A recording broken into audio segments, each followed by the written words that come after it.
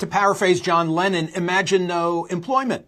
Elon Musk, speaking earlier this week at the U.S.-Saudi Investment Forum, shared a bold vision due to advances in artificial intelligence, and he said with regard to 10 or 20 years from now, this. My prediction is that work will be optional. Optional. Optional. So... We'll take that. Yeah. I mean, it'll be like playing sports or a video game or something like that. If you want to work, in the same way, like you can go to the store and just buy some vegetables, or you could grow vegetables in your backyard. It's much harder to grow vegetables in your backyard, but some people still do it because they like growing vegetables. That will be what work is like, optional.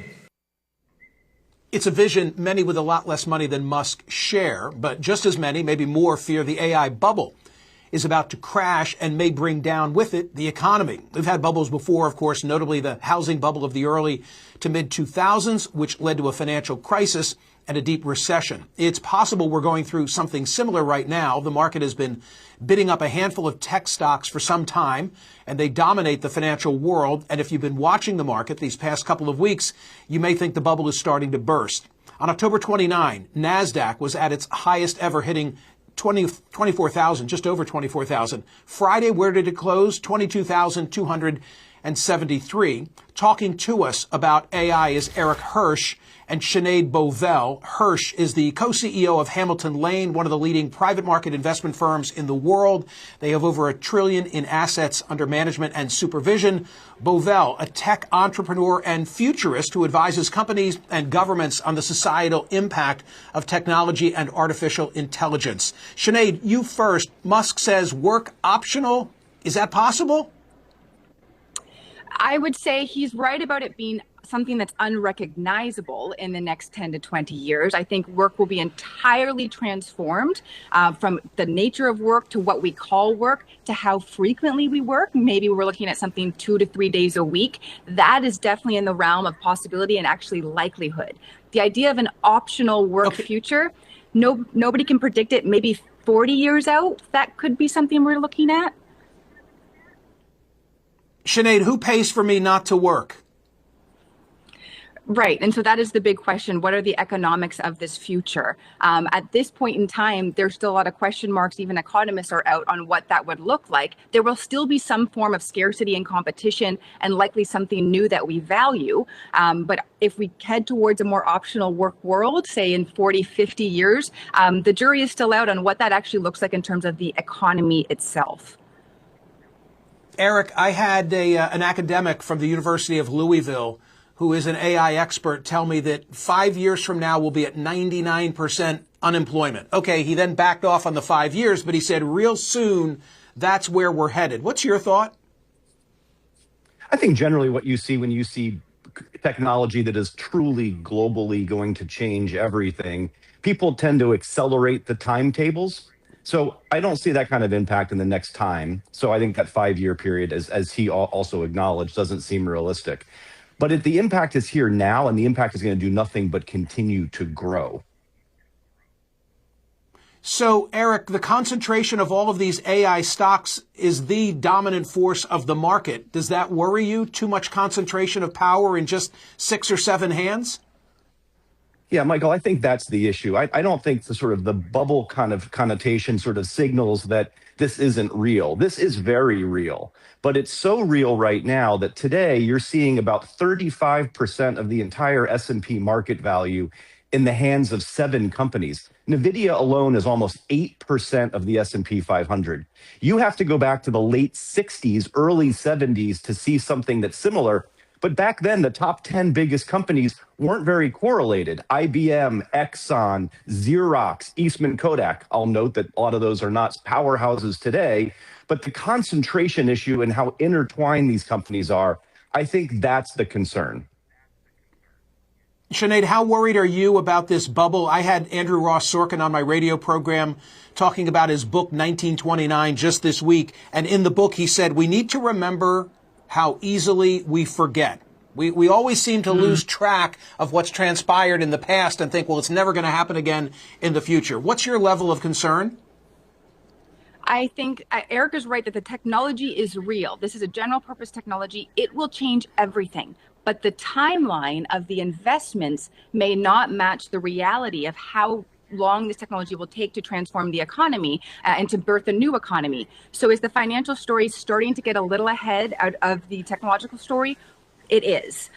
Could a bubble burst? It is absolutely possible, but the long run trajectory of the technology still holds, but the market concentration is concerning. And I don't think people realize we are all invested in this AI story, because if you have a pension fund or an index fund, as we spoke about the market concentration, we are all part of this.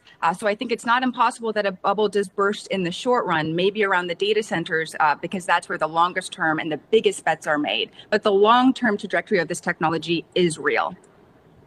Sinead, how concerned are you? This is not really a market question, but more of a government question. How concerned are you about the lack of regulation of AI generally? I think I'm concerned in many regards, from the lack of regulation of AI, but also even the workforce, right? We know the workforce is going to transform. What is the plan to support workers through that transformation? Tech leaders are telling us what they're building and what they're optimizing for. We don't really hear a lot of talk about what it means for workers in that economy from governments. And then in terms of the regulation, yeah, it's on, it's off, it's with states, it's not with states. That type of uncertainty, it's bad for societal trust. It's also bad for businesses. They don't know what the realm of boundaries they are playing within. So I think we just need clarity across the board, and we don't really see that from government. Eric, you're a major employer. What does this mean for your workforce in the future? This is impacting and is going to impact almost every position. Today, this is not so much about replacing jobs. It's about making your workforce much more efficient. But Michael, in doing that, what that translates into near term is that you're just not hiring as many people as you used to. And you're seeing that right now. This is one of the worst job markets for recent college graduates that we have seen in decades. And one of the big reasons for that is AI, that a lot of those entry-level jobs are being reduced, or one person can do the work today of 2 or 3, and that just shrinks the number of employees that you're going to need. And we're seeing that in the data and the job specs already right now. Sinead, if you were advising a 20-something or someone in their teens looking at this developing picture and worried about selecting a career path that's going to be around, you would say what? I would say you have to change your expectation of what a career looks like. The idea that you have a job title and you work for a company, that's going to go away. We're stepping in towards more of an independent workforce where we work for a variety of different companies, applying our skills on different projects. So start to move towards thinking about yourself as an entrepreneur, and you're going to hold a few jobs or a few different projects for a few companies. So start thinking of yourself in that way, more gig work, more contract-based work. That before used to be more of on the fringe or on the boundary. That's the dominant structure. Work is going to look different. So think less about your job title and think more about building skills, especially AI skills, because that is going to be the foundation of the workforce going forward. Eric Hirsch, button this up. Quick final comment from you.